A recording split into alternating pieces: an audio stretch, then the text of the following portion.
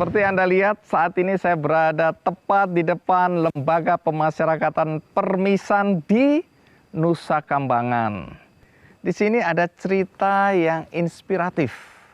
Walaupun cerita tentang seseorang yang dulu paling ditakuti di Jakarta atau bahkan di Indonesia. Karena dia adalah seorang preman. Siapa dia? Nama aslinya sih John Refra, tapi dia biasa dikenal dengan John K. Bukan cuma John K di dalam sini. Ada juga Edi Setiono. Anda tentu bertanya-tanya, siapa Edi Setiono?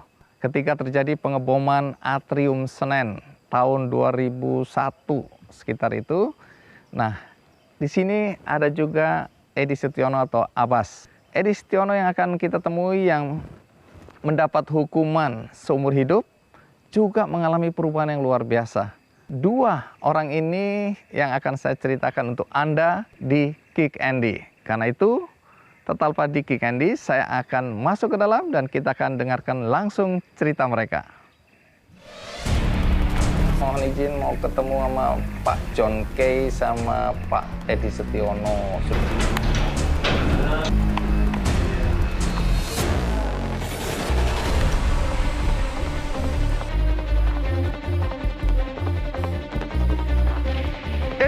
Halo, apa kabar? John K, apa kabar Bung? Sehat, sehat. Aduh, kelihatannya sehat ini. Sehat. Iya. Nah, boleh kita ngobrol duduk sini ya? Boleh. Iya. Jadi Anda lahir persisnya di mana? Saya lahir di Maluku Tenggara, di Kei.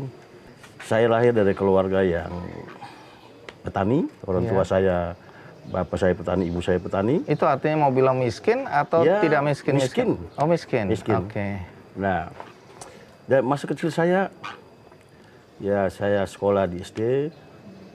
Mungkin tiap hari kita sekolah, pulang sekolah pasti teman-teman senior kita adu kita untuk berantem. Oh, dibully ya. Bang.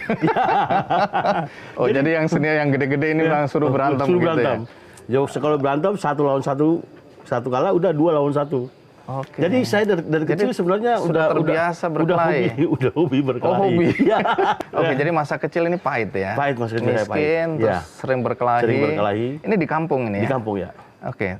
Terus kemudian Anda pendidikannya sampai di mana? Saya sekolah SD, habis ke ST, Iya. sekolah teknik. Sempat STM? Saya sampai seharusnya dari SD ke STM. Iya. Tapi karena orang tua miskin, Iya. akhirnya saya dari SD ke SMEA. Nah, bertentangan dengan keinginan saya. Udah sekolahnya udah karena nggak sesuai dengan keinginan. Udah mulai sekolah berantem. Akhirnya putus di SMEA mau naik kelas 2. Mau kelas 2 selesai? Selesai putus. Diselesaikan. Ini bukan karena tidak mampu tapi tidak cocok ya? Memang tidak mampu dan tidak cocok. Oh, tidak mampu juga? Iya. Jadi otaknya nggak mampu? Iya. Kalau otak sih mampu. Oh, otak mampu, tapi biaya yang nggak mampu. Biaya. Jadi Anda nggak tamat? Nggak pernah tamat. tamat? Sampai hari ini nggak pernah tamat? Akhirnya saya sampai di Jakarta, saya ikut persemaan. Oh, oke. Akhirnya dapat ijazah SMA. Ijazah SMA. Iya. Terus sempat lanjutkan atau tidak? Saya mau lanjutkan kuliah di Jayabaya. Kebetulan kasus ini, ya mungkin Tuhan berkehendak lain beliau. Oke, jadi tidak pernah duduk di bangku kuliah? Tidak pernah. Oke, baik. Tentu bagi Anda yang mungkin sering dengar nama John K, tapi belum tahu kehidupan yang sebenarnya, mari kita lihat dulu liputan berikut ini. Bung John, jadi kehidupan Anda waktu kecil ini kelam ya? Iya. Miskin, lahir dari keluarga petani. Keluarga petani dan miskin. Berapa bersaudara ya? 6 bersaudara. Kehidupan yang pahit di kampung halaman membuat Anda harus bergerak merantau ke Surabaya pertama kali ya? Ini umur berapa ini? Saya waktu itu umur sekitar 18 tahun. Saya punya tekad karena memang hidup di kampung itu miskin. Iya. Kalau memang orang miskin kan biasa kan dilihat orang kan hina, direndahkan. Ya? Okay. Nah, di situ saya punya satu tekad bahwa saya harus keluar dari kampung dan saya berhasil saya bisa kembali ke kampung. Oke, terus apa yang dilakukan di Surabaya? Pada saat saya pernah ada kejadian ribut di Tual, jadi habis berantem, orangnya jatuh masalah lain, bawa kantor polisi, mau dibawa ke pengadilan. Jadi pada saat bawa ke kejaksaan, jaksa bilang, "Dek, saya nggak tahan kamu, tapi dipercepat untuk sidang." Nah, waktu saya ditual, saya ada kapal niaga 14 waktu itu. Masuk ke Elat, katanya tujuan mau ke Surabaya. Nah, itu waktu saya sama adik sepupu saya, Becky Resmol. Karena dia ngomong ada kapal mau tujuan ke Surabaya, udah kita ke Elat. Dan langsung lompat naik ke kapal. Langsung naik ke kapal. Jadi ini melarikan diri. Melarikan diri, ya. Astaga. Ini dari kecil sudah kejahatan. Jadi, oke, lompat naik terus ke Surabaya. Naik ke Surabaya kan dulu tiketnya tuh 65.000. Iya. Bayar atau tidak? Saya nggak punya duit seperak pun. Saya modal nekat aja. Terus? Udah naik ke kapal, sampai di kapal ditagih tiket, saya nggak punya tiket. Jadi orang kapal tanya, kalau sekarang kalau kamu nggak punya tiket, tujuan kamu ke Surabaya untuk apa? Ya ke saudara saya di Surabaya. Ya udah, kalau kamu nggak punya tiket, sekarang kamu kerja di kapal, bersihin itu. Bersih kapal. Bersih kapal. Nah, pendek cerita, sampai di Surabaya, ketemu saudara, udah tinggal sama-sama dengan saudara. Mungkin 1 bulan, 2 bulan, nggak cocok. Akhirnya keluar dan tidur di emperan jalan. Oke, menggelandang. Ya, ini masih di Surabaya. Masih di Surabaya. Akhirnya ada ketemu orang Ambon, keluarga Supemena, Bung Beni, adiknya diajak ke rumah. Nah, waktu itu Papi Buce Supemena, ya beliau aktif di gereja juga. Dia tanya, "Nyong tinggal di mana?" Bilang tinggal sama teman orang Madura. Padahal saya tidur di emperan jalan. Akhirnya kenapa harus tinggal orang Madura? Tinggal di sini aja. Terus? Ya udah, ambil tas bawa tinggal sini. Sedangkan ini pakaian nggak ada, cuma pakaian di badan aja. Ini menarik ini, karena ini masa remaja Anda tinggal di rumah ya pelayan gereja gitu ya, atau majelis gitu ya. Hamba Tuhan, mereka suka nyanyi di gereja. Oh oke, nyanyi di gereja. Nah kemudian kan pasti orang bertanya-tanya, bagaimana mungkin kemudian seorang John Kay itu bisa terjebak dalam dunia hitam? Nah ini menarik ini, tapi nanti cerita abis ini. Sekarang kita rehat sinak, ikuti terus Kick Andy. Saya nggak mau bunuh dia, hanya saya cuma mau kasih putus tangan. Astaga. Ternyata di luar dugaan, parang pas kena leher. Satu kali mati.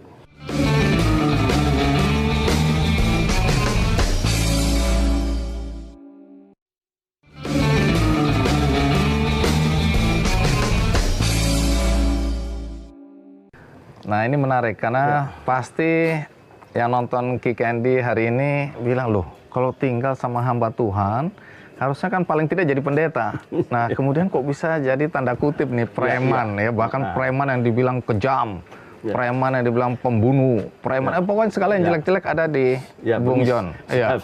Bengis. Ya. Memang wajah sih Bung. Oke, jadi sekian lama tinggal di situ, kemudian apa yang terjadi? Nah, saya dari tahun 86 sampai 88 saya di Surabaya, dan saya tinggal sama Papi Bucit. Tiap pagi saya bangun kerja, jam 5, pel, ya, habis itu olahraga. Sore pun begitu. Akhirnya beliau anggap saya seperti anak kandung. Dan sampai saat ini pun masih tetap kita berhubungan keluarga. Jadi saya udah anggap mereka kayak keluarga sendiri. Ya. Karena mereka yang sebenarnya menyelamatkan Anda waktu menggelandang di Surabaya. Dulu, ya. Terus? Nah, satu ketika pas saya mabuk, makan bakso, nggak bayar, udah tukang bakso sama orang mau dulu datang serang rumah. Astaga. Lalu apa yang terjadi? Akhirnya udah kita ribut. Udah ribut. Akhirnya sempat dibawa ke kantor Koramil. Akhirnya Bung Beni, almarhum juga baru meninggal tahun ini. Ya telepon ke Koramil, akhirnya saya dilepas dari Koramil. Langsung saya ambil keputusan bahwa saya harus ke Jakarta. Ngapain di Jakarta? Waktu itu apa yang terpikirkan? Nah, kebetulan waktu saya di Surabaya ada saudara saya pramugari, Tony Rahakbau ke Surabaya. Dan waktu itu sempat ketemu dan saya tanya, "Bung, di Jakarta tinggal mana?" "Di Berlan." Cuma bilang Berlan, saya nggak tanya kesetaraan berapa. Nah, itu yang di otak saya. Berlan juga daerah serem itu ya. Oke, terus? Saya udah naik kereta Jayabaya, turun di Jatinegara, naik bajai ke Berlan. Jadi tinggallah sama situ. Tinggal di Berlan sama. Yang semua orang ingin tahu ini. Lalu kapan persisnya masuk ke dunia premanisme ini? Kapan itu? Saya tahun 92, Saya waktu sempat jadi security di Jalan Jaksa, salah satu hostel. Oke. Sama kafe. Tempat bule-bule sih. Tempat bule-bule. Iya, di Jakarta nih. Ya. Nah, pada saat itu ada yang bikin ribut di tempat. Dan saya pisahin, terus saya dipukul dari belakang. Ada sempat berantem, polisi datang menyelesaikan. Saya pulang rumah, masih penasaran, balik ambil golok. Datang ke tempat situ lagi. Tempat situ lagi. Terus? Niat saya tadinya, saya nggak mau bunuh dia, hanya saya cuma mau kasih putus tangan. Astaga. Ternyata di luar dugaan, parang pas kena leher. Satu kali mati. Dan karena di pikiran saya itu di tangan, kaki yang lain lari saya kejar, balik lagi, potong lagi kakinya. Potong. Ini berapa orang? Satu orang. Okay. Saya sendiri sama ada anak buah saya bawa motor. Oke. Tapi yang dilawan ini satu orang juga? Mereka banyak juga, ada sekitar 5-6 orang. Oke. Nah, saya kejar mereka yang lain lari. Iya. Saya balik lagi, hantam kaki, udah. Anak buah saya ada motor, start motor, kita cabut. Cabut besok baca koran, ternyata tinggal berapa inch aja di leher. Mati ya? Mati. Itu tanggal 12 Mei. Umur berapa itu sudah bunuh orang? Saya umur 22 atau 23 tahun. 22 tahun. Ada penyesalan nggak waktu bunuh orang itu? Waktu itu saya nggak menyesal. Saya merasa saya jago kalau saya bunuh orang. Astaga. Waktu itu. Terus? Nah, itu awal mula? Awal mula. Saya buron satu minggu, tanggal 12 Mei. Tanggal 24 Mei saya menyerahkan diri ke Polda Metro Jaya. Oh, menyerahkan? Menyerahkan diri. Itu pertama kali dalam hidup masuk penjara? Iya, pertama kali dalam hidup masuk penjara tuh. Oke, terus? Nah, masuk di penjara di Selembang, ribut satu penjara, keroyok saya sama teman saya Freddy Sitania. Jadi di dalam penjara ribut terus. Nah, dari Selembang pindah ke Cipinang, ribut lagi karena mereka nggak bisa berhadapan, lagi tidur dihajar. Lagi jalan ditusuk dari belakang, di Cipinang. Nah, setelah bebas dari penjara, nah itu pas keluar tahun 95 itu mulai ada ekstasi. Jadi pertama main ke diskotik ada teman-teman bilang, ini lihat kok orang kayak orang gila semua pada goyang. Nah, ada ayah namanya ekstasi, saya bawa simpan di rumah 1 minggu, saya nggak berani. Tapi karena tiap malam ke disko terus, udah coba. Jadi awal kena narkoba juga di situ. Ya. Nah, kemudian mulai bentuk Angkatan Muda AMK. Itu kenapa bentuk itu? Itu Angkatan Muda KI itu karena dulu waktu kerusuhan di KI, akhirnya ada beberapa teman-teman kita kumpul, anak-anak KI, untuk mencetuskan bagaimana supaya kita jangan saling curiga, kita bikin satu organisasi supaya kita bisa menyatukan semua rumpun. Nah, muncullah kita bikin organisasi itu dan saya ditunjuk sebagai ketua umum. Dan anggotanya makin lama makin besar, ribuan saya dengar itu ya. Dari sebelum AMK ini muncul, saya kalau tiap malam ke disko tuh pasti ribut. Berantem, ribut di sini, pindah lagi ke sana, ribut di sana. Jadi mungkin hampir tiap malam kalau keluar mesti ribut aja. Kecanduan. Iya, kalau orang lain kan kecanduan. Jadi mulai dari situ nama Bung John ini mulai terkenal ini ya. Iya. Ini ada John K. John K, ya. Padahal nama asli John Refra. John Refra, ya betul. Tapi dikasih nama John K karena asli dari K. Orang tua pernah nggak kasih komentar atau pernah nggak? Atau tahu orang tua bahwa Anda di Jakarta ini preman? Waktu pertama saya keluar dari kampung, itu orang tua saya pesan kalau kamu merantau, yang penting kamu jangan ngerampok, jangan mencuri. Kalau berantem itu laki-laki biasa. Nah, tapi ini semua udah dilanggar ini. Jadi, bagaimana orang tua melihat anaknya begitu? Ya, waktu papa sama mama masih hidup, udah kamu hidup baik-baik aja, nggak usah berantem-berantem lagi. Kan kesian anak-anakmu. Iya. Oh, ini waktu itu sudah menikah ya? Iya. Jadi saya bilang ya, ini kehidupan. Ya mungkin ada waktunya pasti saya akan berubah, tapi ini mungkin belum waktunya. Jadi mama selalu nangis. Saya berpikir kalau saya nggak begitu, saya nggak melakukan. Bagaimana hidup? Bagaimana mau hidup? Saya mau angkat derajat orang tua saya aja. Walaupun dengan jalan yang salah. Iya. Oke, jadi sebenarnya ada perasaan bersalah itu sama orang tua itu ya? Iya, tapi maunya gimana? Itu. Jadi sampai orang tua meninggal, orang tua udah nggak ada ya? Udah nggak ada. Sampai orang tua meninggal pernah nggak ada menjelaskan kepada orang tua kenapa kehidupanku seperti ini? Saya pernah menjelaskan ke mama pada saat waktu saya pulang dan kita makan di meja, dan saya jelaskan saya melakukan ini untuk mengangkat harkat dan martabat keluarga kita aja. Karena jadi orang miskin Jadi orang itu miskin. dihina-hina. Saya nggak mau jadi orang miskin. Cukup saya miskin, tapi jangan anak saya miskin lagi. Komentar mama waktu itu? Mama nangis. Apapun juga ya, namanya seorang ibu ya. Ya. Oke, tapi dia bisa memahami. Ya. Walaupun sedih, tapi ya. Ya, mama cuma nangis. Dan biar udah, kalau memang kamu lakukan itu, ya Tuhan juga tahu. Saya pikir Tuhan melihat hati manusia. Tuhan bukan melihat muka. Kalau ya saya memang dianggap sampah masyarakat dan termasuk paling bengis. Tetapi mungkin saya punya hati juga, ada hati yang penuh kasih juga. Jadi saya kalau sering membantu juga keluarga, saudara-saudara. Nah ini menarik ya. Saya dengar dua cerita yang berbeda bagi orang-orang yang hidup di dunia malam ya. Nah saya nggak tahu bagaimana kehidupan kontradiksi nih antara kebaikan dan ekstrim ini ya. Kebaikan yang ekstrim, kejahatan yang ekstrim. Kenapa bisa ada di dalam diri? Gini Bang, saya pada prinsipnya saya nggak pernah mau ganggu orang. Prinsipnya tidak mau ganggu Tidak orang. mau ganggu orang. Oke, terus? Siapapun dia, saya selalu baik dan selalu bersahabat. Tapi kalau saya udah baik sama dia dan dia mau jahat sama saya akan tunjukkan bahwa saya lebih jahat dari kamu. Nah itu prinsipnya tuh. Saya nggak mau ganggu orang. Siapapun saya nggak mau ganggu. Tapi dalam dunia hitam kan Anda misalnya diminta untuk kuasai tanah, diminta untuk bunuh orang, ganggu orang, tagih utang ke orang, itu kan ganggu orang. Saya kalau untuk tanah saya nggak hobi.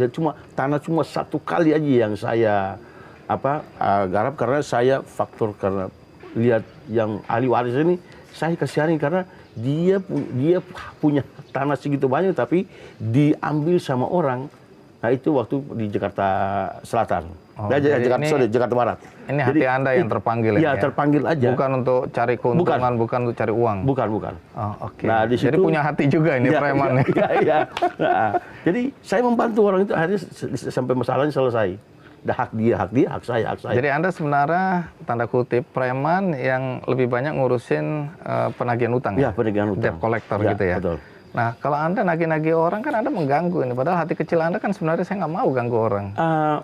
Dia harus wajib untuk menyelesaikan tanggung jawabnya. Jadi kalau datang tanpa ada masalah, berarti kita ganggu. Tapi karena dia ada masalah sama kita, berarti dia harus selesaikan.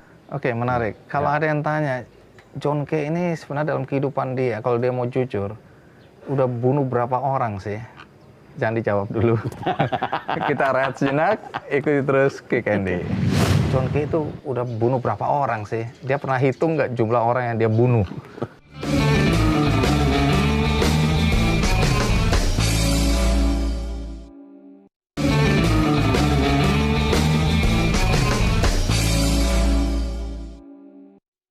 Terima kasih Anda masih bersama saya di acara Kick Andy dan kita saat ini berada di Lembaga Pemasyarakatan Permisan Nusa Kambangan di Jawa Tengah. Dan di hadapan saya masih ada John Kay, preman yang selama ini paling ditakuti, dianggap bengis, preman yang dianggap banyak membunuh orang, tidak ada belas kasih, tapi tadi Anda dengarkan juga ada kontradiksi antara ekstrim kejahatan dan ekstrim kebaikan. Dan ini ada di dalam diri Bung John Kay. Ya. Nah, kalau ada yang tanya misalnya, John Kay itu udah bunuh berapa orang sih? Dia pernah hitung nggak jumlah orang yang dia bunuh? Bunuh ini pasti peristiwanya macam-macam, bela diri, bisa juga memang terpaksa, bisa juga dengan sengaja. Kalau ada pertanyaan seperti itu, Anda bisa jawab nggak? Saya bisa jawab dan bisa tidak juga. Oke. Ya, kalau bisa jawab mungkin ya lebih dari satu iya. Lebih dari satu? Iya. Oke. Bisa 100, bisa 200. Oke, itu masa lalu ya, kelam ya. Apapun yang terjadi dalam hidup Anda. Nah, saya kan datang ke sini karena saya menonton itu. Bagaimana kesaksian Anda dari dalam penjara tentang perubahan yang luar biasa. Ketika saya tunjukkan ke teman-teman, banyak yang nggak percaya, bohong itu. Mana mungkin John Kay berubah? Mana mungkin preman yang bengis, yang sadis itu bisa berubah? Tapi saya kan penasaran. Iya. Karena di dalam situ Anda jelaskan bahwa Anda bahkan mengimbau teman-teman yang masih ada di luar, yang masih melakukan kejahatan, ayo kita berubah. Nah, tentu semua orang ingin tahu ini, apa yang membuat Anda berubah? Nah, itu mungkin berapa tahun lalu saya ditempatkan di High Risk Batu. Oke, di LV Batu situ Di ya. LV Batu. Iya. Nah, Itu security-nya maksimum banget ya, super maksimum bahkan ya. itu di atas super maksimum high risk. Oh, high risk sudah paling udah pokoknya, paling iya. udah paling mentok lah. Oke. Nah, Jadi sendirian. sendirian di satu penjara mungkin ya rekor dunia mungkin kalau penjara. Ya, kalau di Indonesia mungkin muri rekor karena satu orang di penjara segitu besar, ya kan? Sendirian. Sendirian. Oke, terus Nah, minggu pertama, minggu kedua nggak juga dibebaskan. Enggak ada. Iya. Kan saya sendiri. Iya. Wah, itu berontak. Ada apa berontak sampai ketok-ketok pintu. Teriak, oh pegawai bla bla bla bla bla bla. Nah, Nggak ada yang tolong, nggak ada yang peduli. nggak ada yang peduli sama sekali. Udah ketok pintu, bla bla bla, ketok. Itu ada suara bisikan. Kamu ketok sampai tuli juga, mereka nggak anggap. Nah, kebetulan waktu itu Pak Yohanes itu kasih benadik sini, bawa Alkitab, dan saya ambil Alkitab. Saya berdoa dan baca. Pertama saya belum mengerti. Apa ini baca ini Alkitab? Nah, habis itu teriak-teriak lagi, teriak. Wah, nggak ada pun. Nah, sekali ketok-ketok sampai ada mungkin sekitar 1 jam ketok pintu tuh pakai itu, tangan keluar dari ketok pakai slotnya, tok. Itu baru ada suara bilang, kamu ketok sampai capek pun mereka nggak peduli. Mendingan kamu berdoa ambil Alkitab baca. Oke, jadi ada suara bisikan Ya. seperti itu. Terus? Akhirnya nanti sebelum waktu baca Alkitab itu iblis. Memang kalau iblis kalau lihat kita kalau lagi galau, itu memang mereka senang sekali. Masuk dia langsung bilang, udah John Kay, ngapain lu sendiri sini? Bunuh diri aja kamu. Oh, jadi ada bisikan Iya, bunuh itu diri jelas. seperti itu. Itu jelas sekali. John Kay, kamu ngapain? Benar bunuh diri aja. Terus? Tapi saya langsung thinking, dalam nama Tuhan Yesus nyala iblis. Kalau saya mati masuk surga. Saya nggak mau mati masuk neraka. Nah, dari situ saya ambil Alkitab, saya baca. Nah, mulai dari situ saya udah nggak ketok-ketok pintu lagi. Udah nggak teriak lagi. Ambil Alkitab, baca. Pas saya ketemu Injil Matius pasal 6 ayat 33. Isinya apa itu? Isinya, carilah dahulu kerajaan Allah dan kebenarannya, maka semuanya itu akan ditambahkan kepadamu. Saya stop, saya renungkan. Carilah dahulu kerajaan Allah dan kebenarannya, maka semuanya itu akan ditambahkan kepadamu. Berarti saya di dunia semua orang udah kenal saya. Tapi dengan ayat yang ini saya renungkan, berarti saya harus melayani Tuhan dong. Saya harus mendekatkan diri dengan Tuhan. Berarti semua akan ditambahkan, berarti bisa ditambah rezeki, ditambah umur panjang, ditambah kesehatan, semuanya. Yang penting harus kita mendekatkan diri dengan Tuhan, komunikasi dengan Tuhan terus. Nah, ayat itu yang bikin saya harus ambil keputusan bahwa saya sekarang cari kerjaan surga, bukan duniawi lagi. Ini setelah berapa lama di dalam waktu itu? Saya setelah 1 bulan lebih, udah mau 2 bulan. Baru kemudian ketemu ayat ini. Ya. Langsung dek gitu ya. Saya langsung renungkan ayat ini. Terus sesudah itu apa yang terjadi? Dari situ saya berdoa terus. Dan setiap saat saya lepas Alkitab itu mungkin saya makan dan mandi. Selebihnya baca Alkitab terus, pegang terus. Lalu, jadi hafal seluruh ayat di dalam itu. Ya ada beberapa ayat yang hafal. Oke, tapi ayat itu yang paling menyentuh saya. Membuat Anda berubah. Iya. Dan saya komitmen bahwa saya harus berubah dan saya harus cari kerjaan surga. Terus sesudah itu perubahan apa yang Anda perlihatkan? Nah, setelah saya saya paling takut setan. Sama gitu. Mereka juga takut nih. Saya paling takut setan, Bang. Oke, terus? Jadi pada saat saya sendiri waduh, malam. Ini lucu nih, preman juga penakut ya. Oke, takut setan ya. Terus? Setelah saya baca firman, baca, pas ketemu satu ayat bahwa roh yang ada di dalam kamu lebih besar daripada roh yang ada di dalam dunia ini. Oke, itu maknanya apa? Artinya apa? Berarti artinya bahwa saya ini lebih besar daripada roh yang ada di dalam dunia. Berarti setan maupun apapun, berarti saya lebih besar. Kenapa saya takut sama dia? Terus? Dari situ saya pikir saya lebih besar kok. Setan yang takut sama saya, bukan saya takut sama setan. Okay. Nah, dari situ meyakini saya, setan kamu takut sama saya, bukan saya takut sama kamu ya, karena roh yang ada dalam saya lebih besar daripada kamu. Nah, itu yang bikin saya sampai detik ini saya nggak takut sama setan lagi. Kalau gitu saya harus baca itu. Sampai sekarang masih takut. Oke, jadi terjadi perubahan yang drastis ya. Iya. Kalau ada orang yang tidak percaya, Ini kan Anda preman ini, mana mungkin. Di luar sana pasti bilang, alah John Kay nggak mungkin. Ini preman tuh sampai mati dia akan jadi preman. Apa yang bisa meyakinkan kita semua bahwa Anda betul-betul bertobat, betul-betul berubah? Saya itu semua masyarakat mereka punya hak untuk menilai saya, untuk terserah. Tapi waktu yang akan berbicara, waktu yang akan menentukan bahwa John Kay itu berubah cuma pura-pura atau dengan sungguh-sungguh. Iya. Nah, tapi kemudian dipulangkan ke sini. Perubahan apa yang terlihat? Nah, saya ketemu Pak Kalapas. Saya bilang, Pak, kalau Bapak percayakan saya ditunjuk sebagai koordinator kebersihan. Saya akan buat LP ini jadi bersih.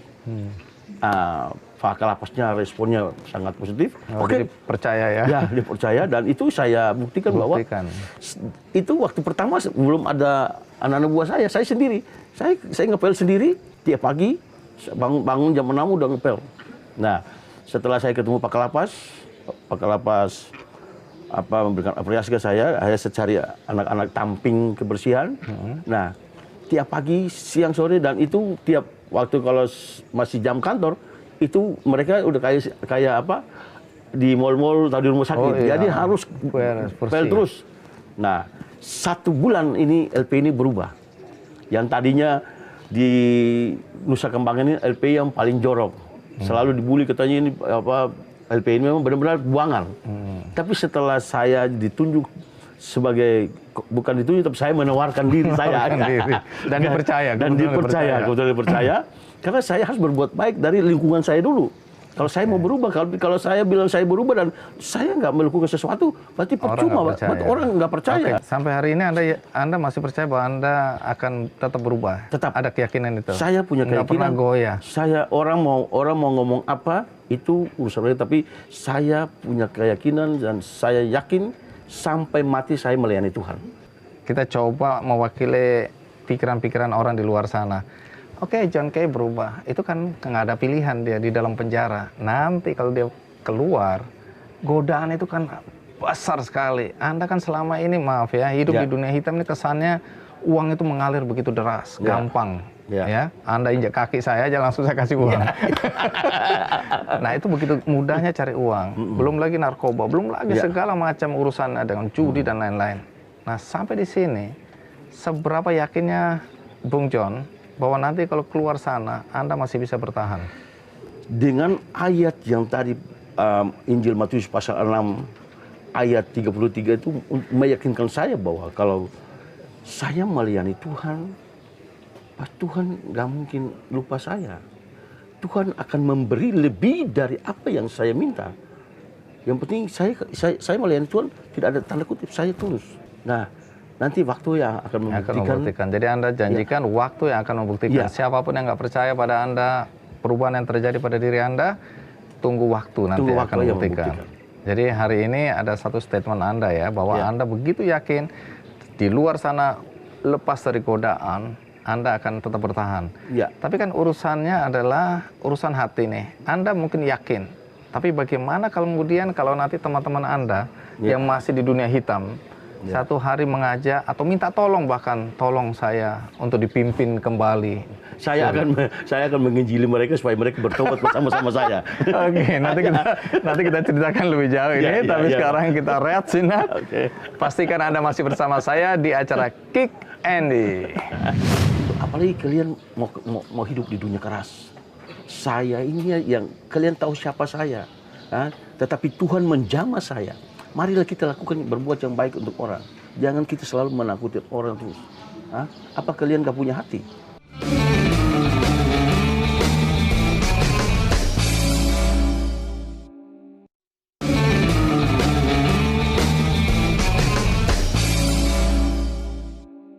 Iya, Bung John, walaupun tadi Anda ketawa-ketawa bilang, kalau ada teman-teman yang masih di dunia hitam datang ngajak lagi, tolong kami dipimpin lah. Kami ini kurang gagah sekarang ini, sering kalah kalau berantem sama preman.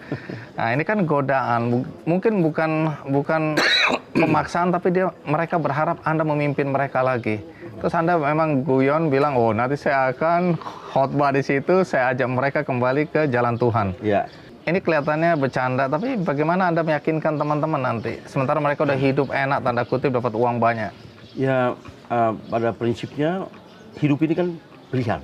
Jadi kalau saya udah ambil pilihan bahwa saya harus mencari kerjaan surga, siapapun nggak bisa mempengaruhi saya lagi, karena tadinya saya di duniawi saya udah bosan dan sampai pada puncak udah sebenarnya. pada puncak. Ya? Udah puncak. Kejahatan apa yang belum pernah Anda lakukan kira-kira? udah mentok. Jadi semua orang udah tahu. Dan sekarang saya kalau udah dengan keyakinan saya bahwa saya harus melayani Tuhan, saya harus mencari kerjaan surga, siapapun nggak bisa mempengaruhi saya lagi. Dan mungkin teman-teman ini tinggal saya akan ngomong bahwa oke, untuk apalagi kalian mau hidup di dunia keras. Saya ini yang kalian tahu siapa saya. Tetapi Tuhan menjamah saya. Marilah kita lakukan berbuat yang baik untuk orang. Jangan kita selalu menakuti orang terus. Apa kalian gak punya hati?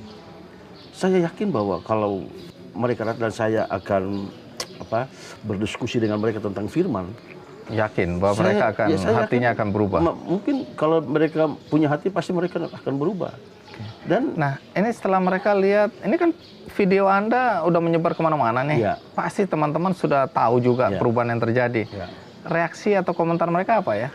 Ya, banyak yang sangat mendukung. Tapi ada juga yang menentang. Ada juga yang bilang, loh kebung sekarang udah bertobat. Gimana kita ini? Nah, kita gimana sebenarnya? Ini hidup ini kan pilihan. Oke, hidup adalah pilihan. Oke, mau pilih yang jalan ini atau jalan kebaikan. Oke, jadi teman-teman tahu ya, komentarnya macam-macam. Iya, banyak yang kontroversi, banyak. Nah, ini kalau mau dilihat ke belakang sedikit ini ya. Dunia hitam ini membuat Anda juga kehilangan orang-orang terkasih dalam hidup Anda. Kakak ya, kakak. Waktu itu kakak juga dalam konflik mati dibunuh ya.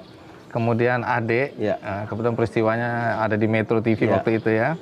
Bagaimana dia ditembak lagi main catur ya di daerah Bekasi kalau nggak salah. Di dekat rumah juga. Dekat rumah ya, termasuk yang pemilik warung juga kena tembak. Nah, bagaimana Anda melihat sedikit ke belakang kehilangan orang-orang terkasih dalam hidup Anda, sementara mereka belum melihat Anda berubah atau mereka belum sempat berubah seperti Anda? Hanya saya punya satu keyakinan bahwa manusia lahir itu dan mati itu dengan caranya sendiri-sendiri. Dan mungkin kakak saya yang mati dibunuh, memang takdirnya memang dia lahir dan harus mati dibunuh. Dan adik saya pun memang dia lahir mungkin mati harus ditembak. Kalau saya lahir kalau mungkin mati ditembak, saya udah mati, Pak. Kalau saya lahir mungkin mati di kena parang, saya udah mati ketusuk. Jadi badan saya kena parang, udah pisau, udah peluru, udah. Tapi saya nggak mati. Berarti kan mungkin matinya saya mungkin waktunya caranya berbeda. Ini rahasia Tuhan. Rahasia Tuhan. Jadi apa yang kakak saya maupun adik saya menerima itu saya pasrahkan bahwa Tuhan yang memberi dan Tuhan juga yang mengambil. Oke. Ada penyesalan nggak kenapa mereka belum seperti Anda? Artinya berubah, mengenal Tuhan, mengenal Yesus itu. Ya. Ada penyesalan nggak atau Anda sudah ikhlas, sudah paham? Saya udah ikhlas. Udah ikhlas.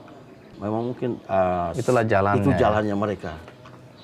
Jadi yang penting bagi saya tidak ada kata terlambat untuk bertobat. Dan itu terjadi hari ini ya? Dan itu terjadi hari ini. Istri dan anak-anak, bagaimana reaksi mereka melihat papanya, melihat suaminya seperti sekarang berubah? Apa reaksi? Istri dan anak mereka sangat senang, sangat sukacita. Mereka tahu saya di penjara, saya bisa ngepel. Nggak percaya tadinya pasti ya? Percaya sampai istri telepon kasih Benadik, oh itu Bung di sini ngepel ini, tapi hah yang benar ya di rumah nggak pernah pegang sapu. dan ya mereka senang. Mereka senang semua. Kebetulan anak saya yang pertama udah lulusan Trisakti, ekonomi cum laude. Cum laude. Cum laude. Jadi bapaknya nggak lulus semua. Ya. Dan prinsipnya papa boleh sekolah putus. Tapi anak harus pendidikan harus sampai selesai. Ini anak laki perempuan? Anak perempuan. Terus ada anak 5 ya? Iya 5. Yang laki-laki nomor 1 di Jayabaya, ambil hukum juga. Oke. Perempuan yang nomor 3 ambil collection internasional. Wow. Laki-laki nomor 4 ambil hukum di Trisakti. yang 5 masih SMP.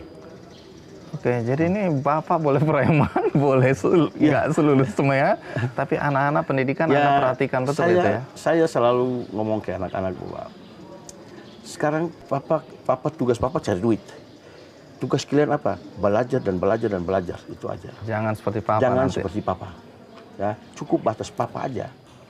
Karena papa begini karena keadaan. Tapi papa mau anak-anak papa itu harus sekolah, sekolah, dan sekolah, dan sekolah.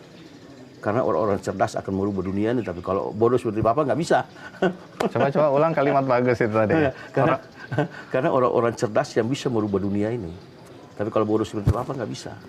Jadi ya puji Tuhan, anak-anak saya pun otaknya juga cerdas-cerdas.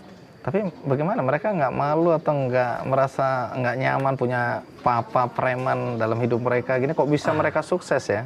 Kan biasanya kalau keluarga preman gini kan anak-anak rusak semua. Saya segala-galanya untuk anak. Walaupun saya di luar bengis, tapi kasih sayang saya terhadap anak-anak itu lebih dari segala-galanya. Menarik ini, hidup dalam kontradiksi ya. Satu sisi ada dunia gelap, Anda harus kejam di sini. Di satu sisi ada keluarga kecil di mana Anda menunjukkan kasih sayang di dalam rumah ya. Jadi mungkin anak-anak saya selama mereka dari kecil sampai saya belum pernah mau pukul atau bentak. Kalau saya berpanggil anak saya baru panggil aja mereka udah tahu, langsung mereka nangis. Jadi, kenapa harus nangis? Nah, papa cuma panggil ke saya. Jadi waktu pas kasus yang terakhir ini, itu anak-anak saya di sekolah, waktu mereka masih sekolah, mereka tahu bahwa ini anaknya John Kay. Akhirnya udah pada teman-teman mereka, orang tuanya datang mau kenal sama anaknya John Kay. Anak John Kay kayak apa? Ternyata di sekolah mereka sangat baik, sangat santun. Teman-teman mereka pun sangat santun. Nggak ada yang mentang-mentang bapaknya preman, semua sosok di sekolah juga jadi preman, enggak ya? Oke, jadi itu minimal kalau Anda gagal di dalam kehidupan nyata di dunia ini dalam konteks mencari uang, tapi di sini Anda berhasil ya. Bagaimana anak-anak tidak terjerumus pada narkoba, kehidupan premanisme, kejahatan. Nah, sekarang pertanyaan yang pakai logika aja nih. Anda begitu mudah sekarang, selama ini cari uang ya. Sekarang mau jadi hamba Tuhan, saya nggak tahu mau lanjut ke jadi pendeta atau tidak. Kan selalu orang bilang biasanya kalau jadi pendeta hamba Tuhan itu kan relatif hidupnya sederhana dan cari uangnya nggak gampang juga.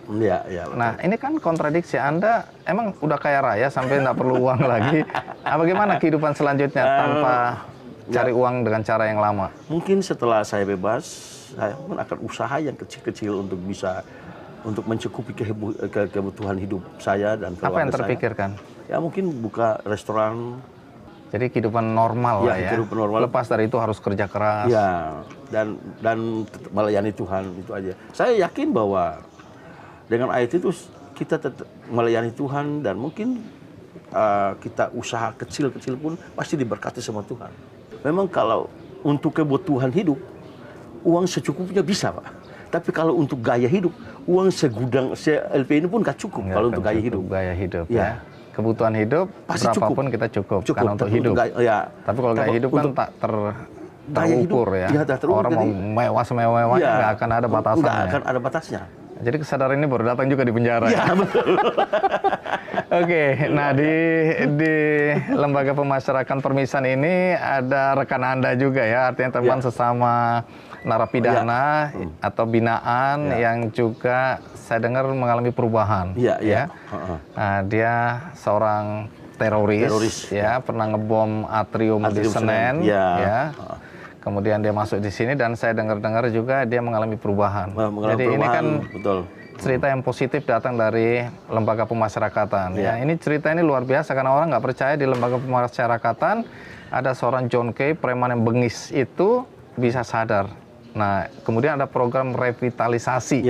Nah, ini makanya saya datang, saya ingin mendengar, termasuk mendengar kisah tentang teman kita Edi Setiono atau yang biasa dipanggil Abbas ya. Abbas ya. Nah, kalau gitu kita rehat sejenak. Nanti habis ini kita akan ngobrol dengan mantan teroris yang dihukum seumur hidup, yang katanya juga mengalami perubahan di lembaga pemasyarakatan di Nusa Kambangan ini. Bagaimana ceritanya? Saya rehat sejenak. Pastikan Anda ikuti terus Kick Andy.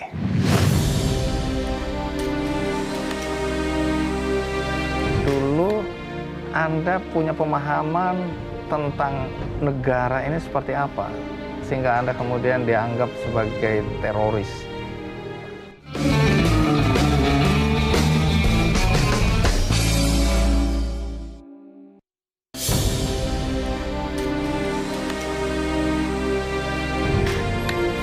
Mas Abbas. Terima kasih, terima kasih. Gimana, sehat? Alhamdulillah. Aduh, senang sekali ya. Ayo ya, kita ngobrol ya. Ya, silakan. Nah, boleh tahu Anda di sini seumur hidup ya? Saya diputus sama hakim waktu itu MT, Pak. Oh, hukuman mati? Iya, cuman saya berusaha banding. Iya. Nah, pengadilan tinggi menurunkan jadi ESA. Oke. Jadi saya dituntut 20 tahun, diputus MT, banding 20 ESA. Sampai sekarang kasasi pun tetap ESA. Oke, jadi seumur hidup di sini ya? Seumur hidup. Jadi udah berapa lama di sini? Saya di Salemba hampir 2 tahun. Salemba 2 Terus tahun? di Cipinang 5 tahun kurang 3 bulan. 2008 tanggal 28 bulan Mei saya pindah ke LP Batu. Sampai 2017. Baru 2008 sampai 2017. Jadi total berapa lama Anda di dalam lembaga pemasyarakatan ini? Sekarang hampir 18, Pak. 18. Keinginan untuk satu hari bebas itu masih ada atau? Jelas masih. Pasti lah. masih ya. Upaya hukum apa yang sudah pernah dilakukan? Saya sekarang sedang ngurus perubahan hukuman melalui lapas. Oke. Melalui lapas. Apa perubahan yang Anda harapkan itu? Ya bisa berubah jadi hukuman sementara 20 tahun. Oke. Tapi kalau boleh dibilang dulu Anda punya pemahaman tentang negara ini seperti apa sehingga Anda kemudian dianggap sebagai teroris? Ini sebenarnya salah dalam hal seperti itu. Saya tetap warga negara Indonesia yang baik. Oke. Saya mengakui Indonesia negara yang tetap bersatu dari dulu. Karena kasus saya kan kasus konflik dari Ambon. Maaf ya Bung ya. Karena saya juga sama Bung John ini nggak pernah ada masalah dari mulai Batu sampai ke sini. Jadi kasus saya kasus konflik aja. Ambon. Oke, jadi bukan urusan mau bukan merubah pemerintah ini. Jelas saya punya akte kelahiran, KTP punya, paspor ada. Dan Anda masih mengakui itu ya? Iya. Dan saya nggak pernah mengatakan tidak NKRI dari dulu. Dan saya nggak pernah di Pasir Putih atau di Batu yang orang bermasalah seperti itu. Gitu. Jadi kasus saya jelas kasus dari konflik Ambon. Cuma kesalahan saya akui satu kesalahan, saya bawa ke Jakarta gitu. Nah itu saya kena undang-undang hukum situ. Tapi sebelum itu, mari kita lihat dulu tayangan berikut ini. Nah, kalau dilihat tadi apa yang Anda lakukan di masa lalu, ya, kemudian Anda 18 tahun di lembaga pemasyarakatan, pindah-pindah dan akhirnya ada di sini. Nah, yang saya dengar juga adalah terjadi perubahan dalam hidup Anda ya. Boleh tahu awal mula perubahan itu terjadi dan apa yang berubah dalam hidup Anda? Waktu saya di LP Batu, saya sering didatangi sama yayasan-yayasan atau dari BNPT, dari mana-mana sering datang.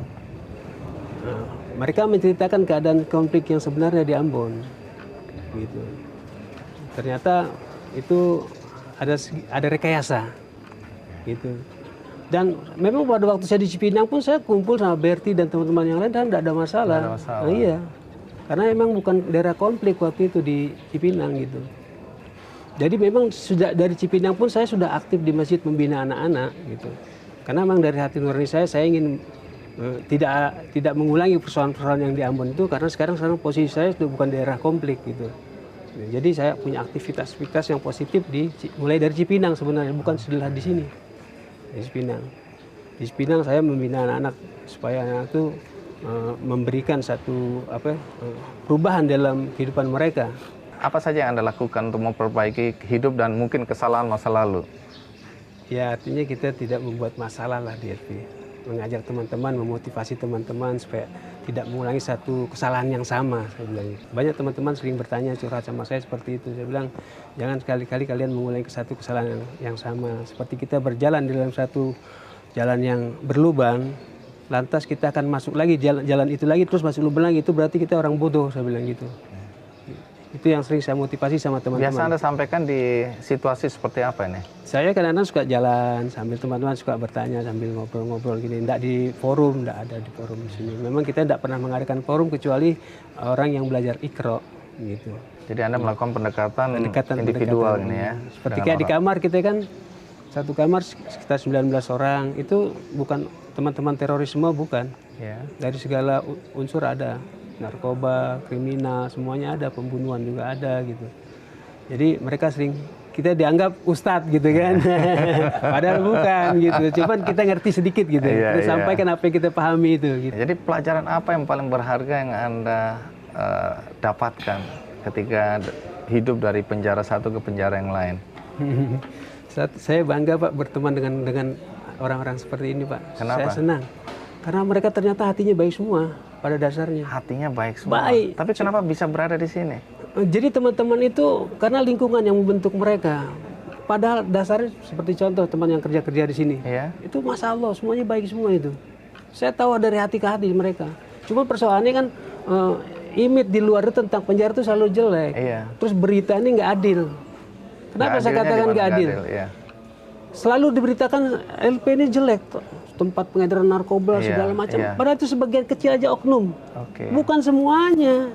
Bahkan segi positifnya lebih banyak daripada negatifnya. Itu yang tidak dilihat dan Itu. tidak diliput. Nggak pernah ada yang Biasa meliput. orang kayak saya ini nyari kesalahan orang Nah, aja. ini alhamdulillah Pak Ani datang ke sini nih. Mudah-mudahan bisa sampai keluar ini berita ini, Ya. gitu bahwa LP itu tidak seperti yang mereka buat katakan seperti itu, image Oke, jelek gitu. Jadi nggak melulu negatif ya? Tidak. Tapi stigma masyarakat tentang mantan narapidana itu kan melekat terus ya. Pesan Anda kepada siapapun yang menonton acara ini terhadap para mantan napi yang nanti keluar dari sini apa? Ya, pertama saya minta sama masyarakat di luar sana, yang paling utama itu dia bisa menerima dulu bahwa napi ini tidak seperti apa yang mereka bayangkan gitu. Mereka ini semua rata-rata korban gitu. Korban daripada sistem sebenarnya gitu. Mungkin kalau kita bicara lebih luas lagi, sistem ini kan mungkin tidak sampai menyorti pembinaan kepada masyarakat yang kecil, Pak. Terus lapangan pekerjaan juga susah gitu kan. Sehingga mereka rata-rata ini terpaksa semua teman-teman itu berbuat seperti jual narkoba segala macam, ya kan. Pembinaan masyarakat ini kurang gitu. Terutama mungkin ya pemerintah yang harus kita ingatkan gitu kan. Nah kalau Bung John, apa Jadi pesan Anda kalau- bagi masyarakat? Pesan saya kepada masyarakat bahwa napi sekarang ini bukan seperti napi yang dulu lagi. Bedanya apa? Bedanya karena sekarang sistem penjara ini udah berubah.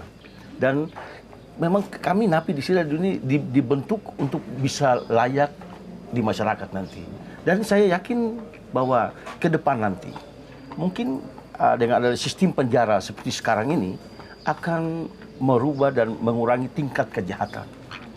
Jadi betul-betul pembinaan ya? ini benar-benar pembinaan. Oke. Dan narkoba steril. Kalau untuk di Pulau Nusa Kambangan mulai saat ini udah nggak ada sama sekali narkoba. Maupun jangankan narkoba, handphone aja kami udah nggak pakai. Oke. Semua di wartel. Jadi benar-benar ini pembinaan untuk kami bisa dilepas. Kalau memang keluar, kami tetap bisa Artinya sudah siap. diterima di masyarakat dan siap Untuk ya melakukan hal-hal yang positif untuk masyarakat. Nah, terus keluarga gimana keluarga? Anda punya 3 anak ya? 3 anak putri semua. Putri semua. Bagaimana mereka melihat ayahnya ini?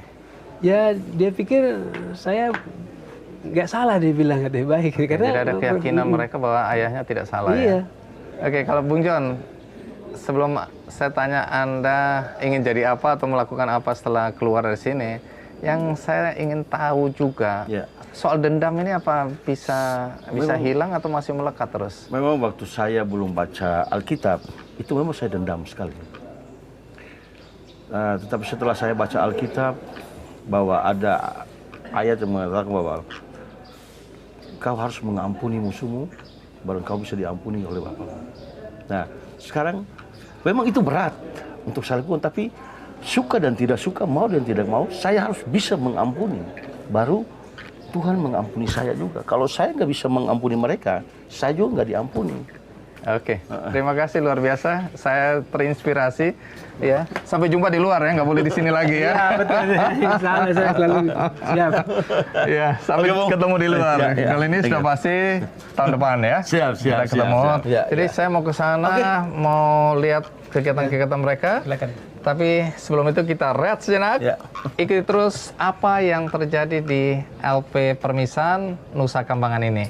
Ikuti terus Kick Andy.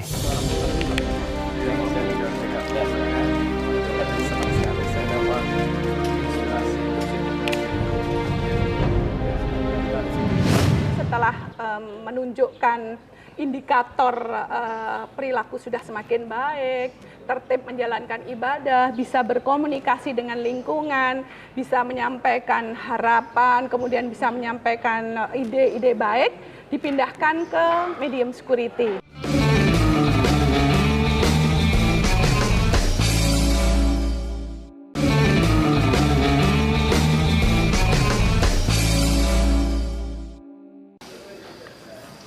Terima kasih Terima diizinkan kasih. untuk melihat Siap. apa yang dilakukan di dalam sini. Siap. Terima Jadi kasih. apa itu pemahaman Iya. revitalisasi? Intinya revitalisasi ini bagaimana merubah mereka dari yang tadinya melakukan pelanggaran, sadar diri, tobat, kemudian tidak melakukan pelanggaran hukum lagi. Lalu program konkretnya apa itu? Nah ini dalam prosesnya ada 2 model pembinaan, intramural treatment. Apa itu itu? di dalam pembinaan kepribadian yang outcome-nya mereka menjadi lebih baik, sadar, tertib, menjalankan ibadah dan seterusnya. Kemudian pembinaan kemandirian. Nah, ini pembinaan kemandirian. Kemudian setelah menunjukkan indikator perilaku sudah semakin baik, tertib menjalankan ibadah, bisa berkomunikasi dengan lingkungan, bisa menyampaikan harapan, kemudian bisa menyampaikan ide-ide baik, dipindahkan ke medium security. Oke. Di medium security, Di sini ini ya? di sini di lapas ini mereka ditekankan untuk menguasai keterampilan. Nah, Untuk ini bekal hasil keluar. assessment, Oke. betul. Keterampilan apa? Tentu berdasarkan minat bakat yang bersangkutan, kemudian diperkuat dengan pakar yang kita datangkan dari luar atau dari internal jajaran pemasyarakatan. Setelah mereka menguasai keterampilan ini, mereka nanti akan ditempatkan di lapas minimum security. Di sini ada. Oh, yang tadi terbuka ya, betul, bebas di rumah-rumah ya. siap. Nah, di Oke, sana ada level yang makin betul, lama makin di sana mereka nanti hanya menghasilkan produk, baik barang maupun jasa. Jadi setelah kelakuannya baik, berperilaku baik, Iya. kemudian punya keterampilan, berperilaku produktif, ditempatkan di minimum security. Nah, di minimum security aksesnya sudah boleh bertemu dengan keluarganya, tidur dengan istrinya, mohon maaf, bisa menggunakan akses telepon. Dan bisa bercocok tanam saya lihat Bisa tadi di ya. luar, betul, Oke. bisa Ya seperti warga masyarakat biasa aja, cuma bedanya masih di dalam pulau Nusa Kambangan. betul. Nah, kalau yang sekarang depan mata kita apa yang bisa dilihat ini? ini? Aneka macam pembinaan kemandirian, Iya. pembinaan yang nantinya hasilnya adalah mereka semakin terampil berdasarkan assessment yang dilakukan oleh teman-teman di sini dengan dibantu oleh mitra kerja kita. Ada yang bisa batik, dan batiknya ini sudah ke mancanegara. Ada batik yang sudah menjadi souvenir kami. Ikon ini ya? Ini dia Suketeki namanya. Suketeki, Batik oh, Suketeki. iya. Ini produk dari teman-teman kami dan sudah di boleh lihat ya, Pak? Nah, Suketeki ini sebenarnya ada filosofinya, Apa itu? Ini Suketeki hidup terus walaupun diinjek-injek. Oh iya. Hidup terus dan harus bertahan hidup. Rumput yang bandel. Iya. Terus ini diapakan? Dijual atau? Dijual.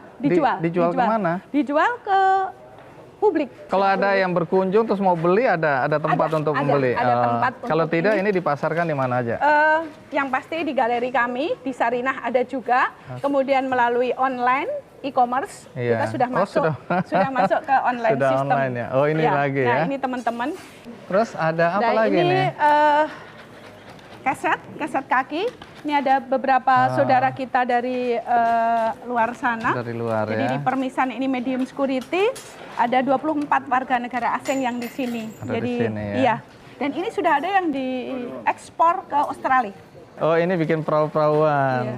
Jadi keranjang, perahu, semua dari apa? Materi rotan. Materi rotan, Terus kebetulan ini rotan di sini ada plastik juga ini ya. dari plastik. Stripe itu yang biasa untuk Siap, betul. untuk bungkus kotak-kotak box Iya, gitu. iya, Itu betul. bisa dimanfaatkan Nah, untuk ini untuk, ya. Ya, belanja untuk tempat telur, untuk tempat apa Iya. yang bahkan mungkin- vas bunga ini bisa Siap, taruh iya, bunga juga. siap. Udah berapa lama ini?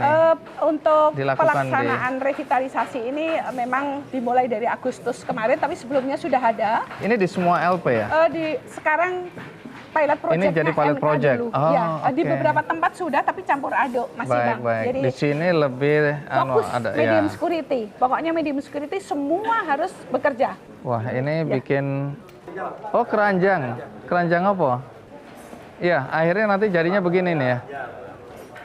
Ini limbah. Nah, Oh, jadi kalau udah dipotong-potong jadinya kecil. Oh, iya iya. Supaya bisa terpakai, nggak ada ya, yang terbuang. nggak ada yang terbuang Bang Andi. Wih. Nih, keren-keren nih. Ya, ini bisa untuk tempat. Ya tadi kalau untuk pot bunga keren Iya, juga ini Bang ini Andi. kasih bunga, Iya, betul. ini Baru tempat- untuk souvenir. Iya, Mungkin bahkan nilainya lebih tinggi. Tempat kosmetik juga Ya, bisa. Ya. bisa juga ya. Ah, Dari ini piring alam. ini lumayan ini Iya, buat untuk tempat buah. atau kita buat kalau Nas. yang lebih ringan bisa buat makan yang nggak Iya, usah dicuci iya. piring. Dengan daun, dilapisin Iya, daun, betul. daun. Nah, ini juga Wah, bisa untuk tempat ini. bunga, Bunga. untuk ya, untuk vas Tuh. bunga, betul. Dari Pinter-pinter juga sepeda-sepedaan. kreasinya ya. Ya, Bu Utami, apa yang Anda harapkan dari masyarakat untuk melihat teman-teman yang sudah mendapat keterampilan, mendapat pembekalan ya? Tentu penerimaan yang tulus, karena mereka adalah bagian dari kita. Melakukan kesalahan kemarin juga mungkin akibat dari kita yang tidak memberikan kesempatan, atau belum memberikan pemahaman yang benar kepada saudara-saudara saya yang ada di lapas rutan. Jumlahnya sekarang 260.000 Bang Andi. Tersebar di 522 lapas dan rutan di 33 provinsi. Sementara kapasitasnya hanya 126.000. Jadi lapas dan rutan bukan tempat terbaik bagi kita. Tapi setelah mereka melalui lapas rutan, menjalani kehidupannya selama beberapa waktu, kami sangat amat berharap kepada saudara-saudara kami yang di luar sana menerima dengan ketulusan. Tidak boleh mereka didiskriminasi, beri kesempatan juga untuk berkontribusi. Jadi mudah-mudahan ini memberikan citra yang berbeda dengan Amin. pemahaman Amin. orang luar tentang lembaga pemasyarakatan. Terima kasih Bang Baik, Andi terima tentunya. kasih. Iya. Kenang-kenangan dari teman-teman di sini. Wah, ini Mohon siapa maaf. yang Ini. ngelukis saya ini? Punya Kick Andy ini. Itu tadi cerita inspiratif dari LP Permisan di Nusa Kambangan. Kita bertemu dengan beberapa tokoh yang katanya jahat, katanya bengis, dan ada juga yang melakukan terorisme, tanda kutip. Tapi kita tadi dengar cerita mereka tentang bagaimana mereka berubah di dalam sini, bagaimana kegiatan juga kita tadi bisa lihat, apa yang terjadi di dalam lembaga pemasyarakatan. Mudah-mudahan dengan demikian stigma negatif itu bisa berkurang, syukur-syukur hapus sama sekali, sehingga kita bisa melihat para mantan napi lebih pada sisi kemanusiaan mereka, bukan pada kesalahan yang mereka sudah pernah lakukan. Semoga cerita kali ini menginspirasi kita semua untuk berbuat baik dalam hidup kita. Tapi sebelum itu, saya ingin berbagi buku juga, judulnya Makin Sedikit Makin Bahagia, 101 kisah tentang mengubah hidup dengan melepaskan apa yang dimiliki. Tidak mudah, tapi mudah-mudahan buku ini menginspirasi kita juga. Dan buku ini bisa Anda dapatkan melalui kuis di Twitter Kick Andy dan juga di website Kick Andy Show. Dan bagi Anda yang tadi terlambat menyaksikan acara ini, Anda bisa menyaksikannya di metrotvnews.com. Akhir kata, semoga kita selalu berbuat baik dalam hidup kita. Sampai jumpa.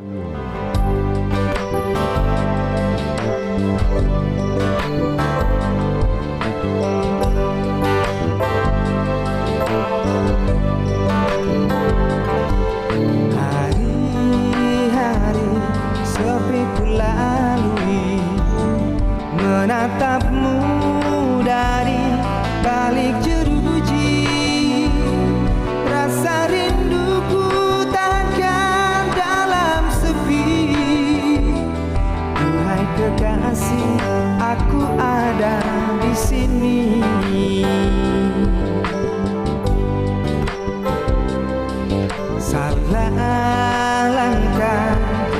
ku sadari, sesal kemudian pun tiada arti. Mohon maaf atas sikapku selama ini, segala salah pastikan ku perbaiki. Metro TV, knowledge to elevate.